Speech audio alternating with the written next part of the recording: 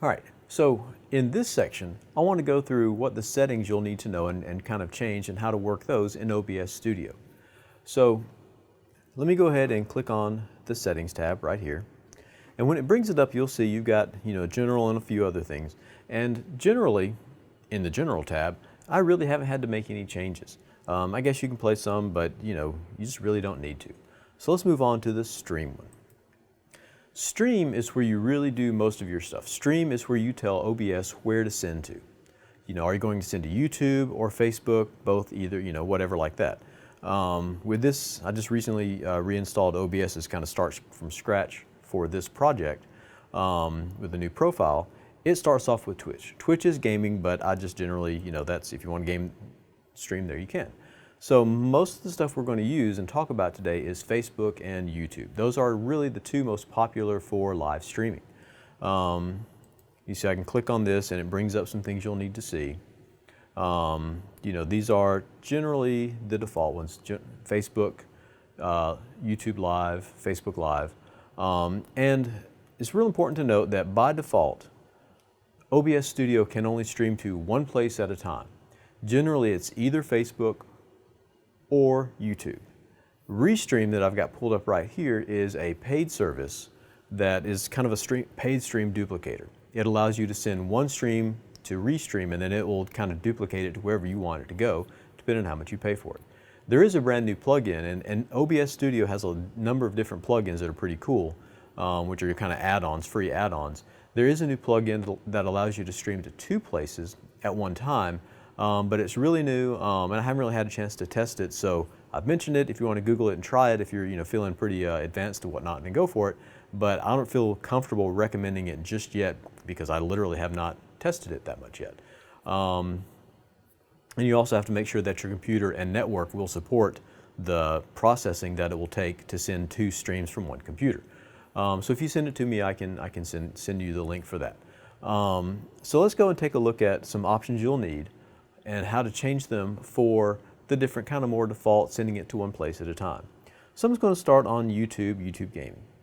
Generally in OBS, when you pick the service, it brings up the server. And nowadays, you don't have to really type anything in like that. OBS has gotten advanced enough that when I tell it, YouTube or Facebook Live, it already knows where to go by default, which is really nice. I don't have to pick any of that stuff. It's just there's one place, they've got it kind of down to a science. So generally it's the primary one.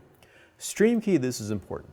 Stream key is what tells YouTube or Facebook or whatever like that this is your stream. So it kind of matches it up.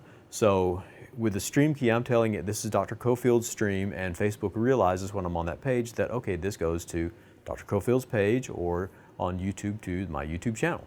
So that just identifies it to the service, from where it's coming from. So let me kind of go over that real quick. And it's real easy to find, real easy to set up. So I'm going to go do these one at a time. We'll go to YouTube first. Open up my Chrome browser. So you can see I've got my live streaming opened up in YouTube.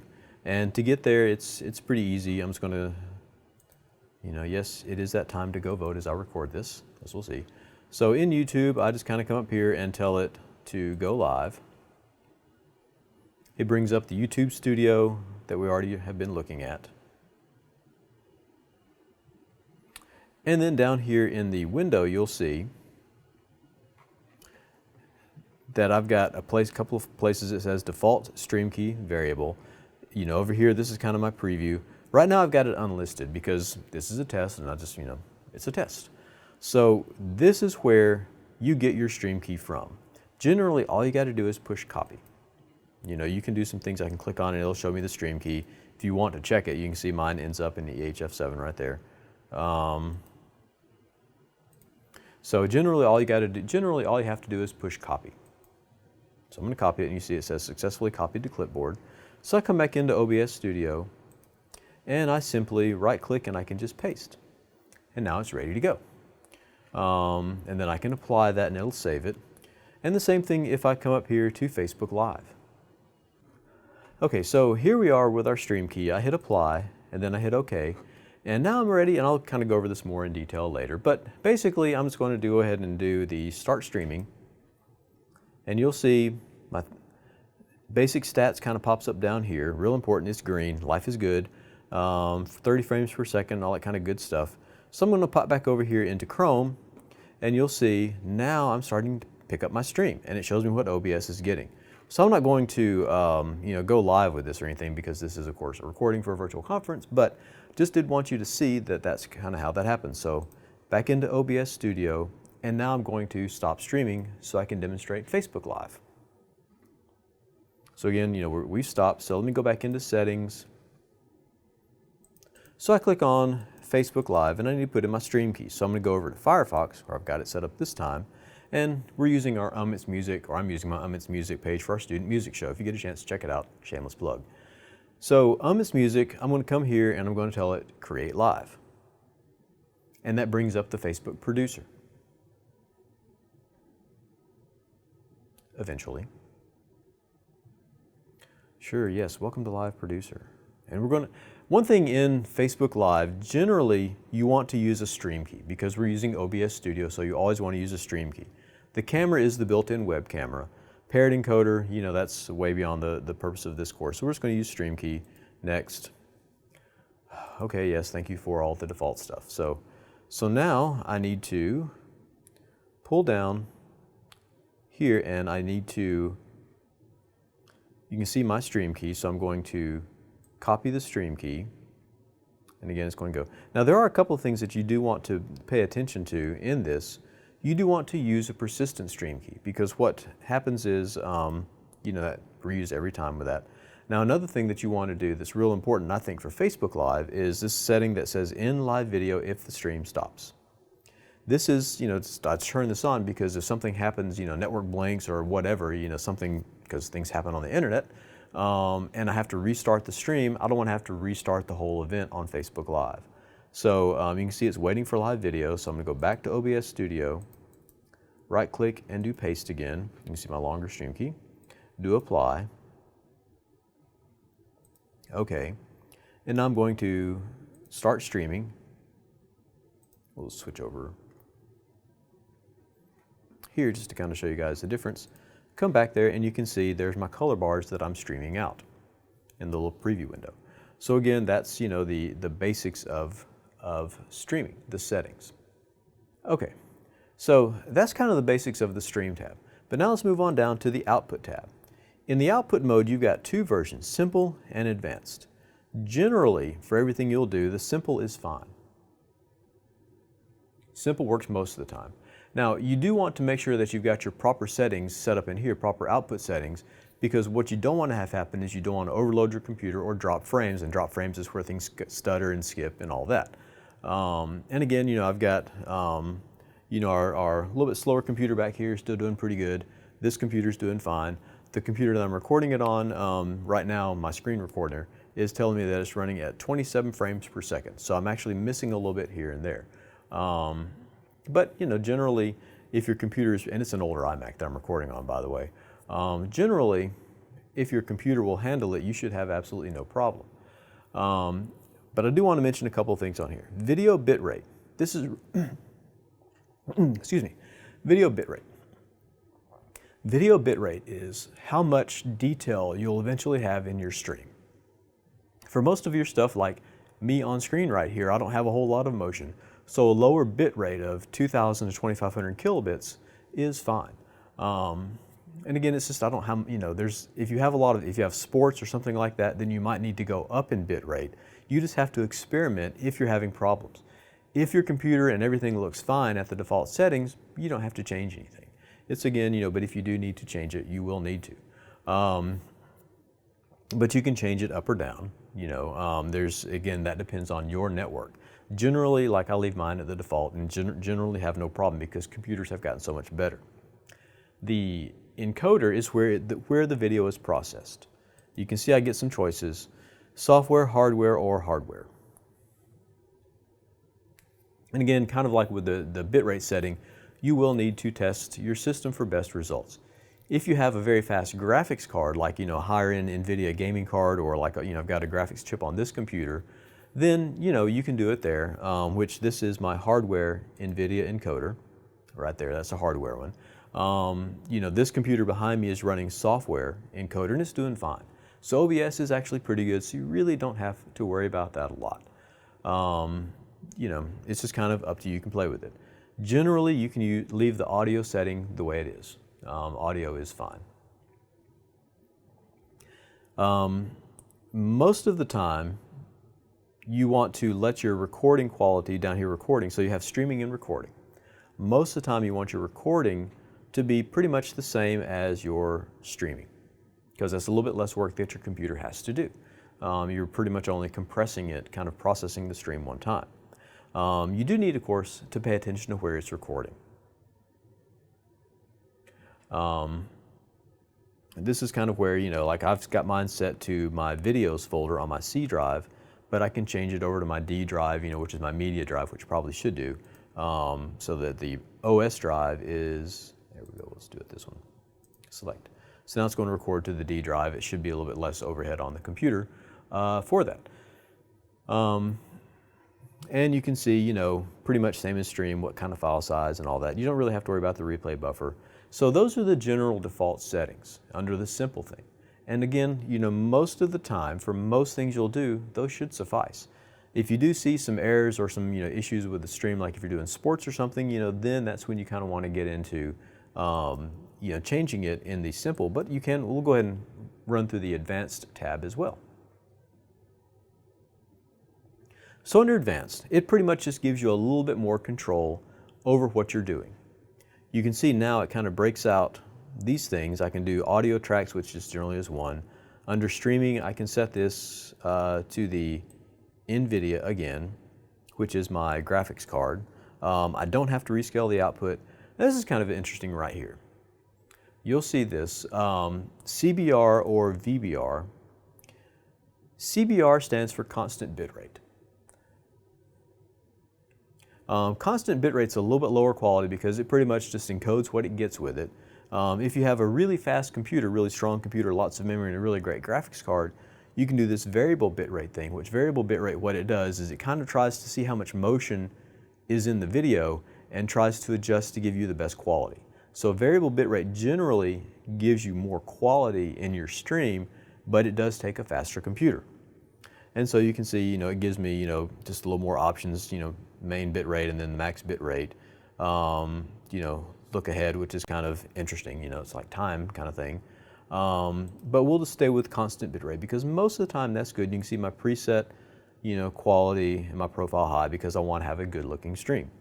Under recording, again, the same, you know, and you can see that the advanced, you know, change where I set to record to. So I'm just going to go back, put this back to my D drive.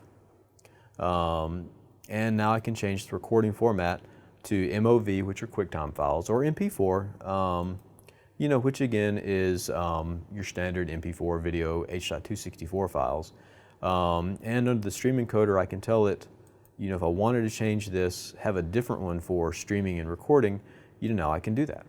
Because, you know, I might want to have, depending on my network settings, if I'm someplace, you know, remote, I might want to have a very lower quality stream, and so I can set my stream to, you know, very low quality, but then I can use the separate settings, you know, to record a high quality one for later upload or editing.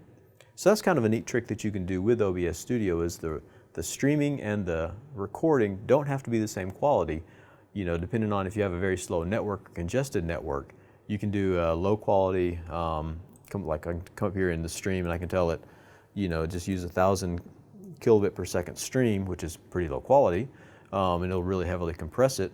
And then on the, you know, recording, I can set this to, you know, 5,000 kilobits per second, which is much higher quality.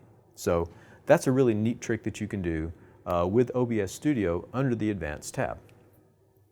Someone's going to go ahead and hit apply here. You always do need to hit apply, okay, you know, just like most other programs. So we'll leave that there under the, and by the way, let me generally, you're only going to kind of deal with track 1 of audio. Digital audio files will let you have a number of different tracks, but audio 1 is generally where you're going to go. And most of the time, we don't even have to worry with the replay buffer. So let me move on to the audio tab.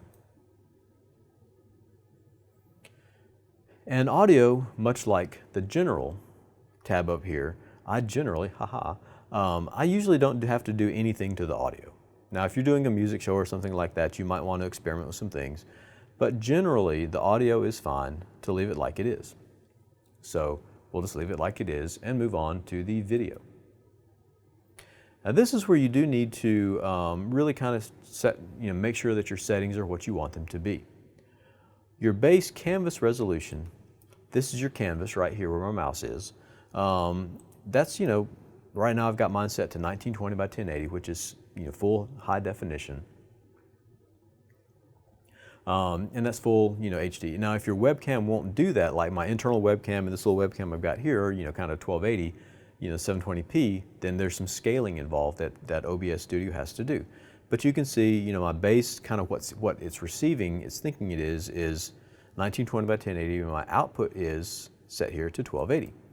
So I want to kind of right now, if you keep them the same, if you keep your base canvas and your output resolution the same, then OBS has to work a little bit less. It's a little bit less, hard on the computer. But keep in mind that some streaming services, Facebook and others, may only receive a 720 stream, which with high definition world, 1920 by 1080 is kind of the default high definition resolution. And then 720p, the 1280 by 720 that pick here, is kind of the medium, if you want to think about it that way, the medium high definition. Our Blackmagic devices, some of them, the Blackmagic Web Presenter and other webcams generally are 720p. So, OBS is pretty good at scaling. So again, you'll just have to do some testing for your best results. But generally, I like to leave mine the same and then let the service kind of deal with it. But if you do have a little bit slower computer, you can, of course, kind of come in here and set both of these to 1280 by 720. So the hotkeys, these are some pretty cool little keyboard shortcuts that you can build in there. You can build them up as needed, and when we do the image slideshow, and I'll show you guys that source here in a couple of minutes, kind of talk about that, you can see that you can actually add keyboards to, our keyboard shortcuts to create certain things. I can tell, if I want to have a keyboard shortcut for streaming, I can actually set up, I don't know why I might want to push L, but let's push S.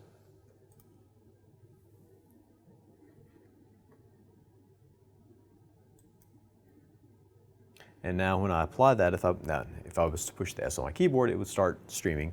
So you can kind of set some keyboard shortcuts that allow you to switch between different sources and different image slideshows and different scenes and stuff. And in fact, you can see that these are my scenes over here, and I actually have keyboard shortcuts that I can switch to a different scene if I want to. Audio input and all those sort of fun things. So that's the hotkeys. And then once again, under advanced, generally you don't really have to worry about setting things up with advanced. Under the advanced tab. Most of this by default will be fine. Whether it's your video, because OBS Studio will actually look at your computer and figure out most of this for you, and so you don't have to worry about that. Don't have to worry about the stream delay unless you just want to. If you're doing some sort of debate and you're worried about something happening, you can do that. You can see to automatically reconnect. So most of this is set to just perfectly fine by default. And of course, don't forget to hit apply as we close out this section about settings. So just to recap real quick, under settings, stream is really important because this is where you put your stream key, which tells OBS where to send the stream to. And you set it again by Facebook or YouTube. And generally you'll have to go and put your, depending on which service, you'll have to get that stream key and send it there. Again, output is where you set kind of if you're having issues with the streaming and it's overloaded your computer, or you want different quality settings, and that's where you set that up. And the other one that you'll kind of need to know is video, where you set your base, resolution. You can see, I follow some guy. There's a lot of YouTube videos. You saw that nice little pop-up right there from a YouTube channel that I follow. So there's a lot of different things that you can see about OBS Studio, but hopefully this overview will work for you in your school because, like I said, OBS is really powerful. It's free. and you can do a lot of really cool stuff with it. In some ways, it's almost its own little video switcher. If you have enough sources, as I'll kind of demonstrate in a minute. So video, again, if you just kind of, depending on your computer power, I like to have my base and output at the same. And then just make sure you hit apply. It'll go away, and then I'll hit OK, and we can move on to setting up a scene.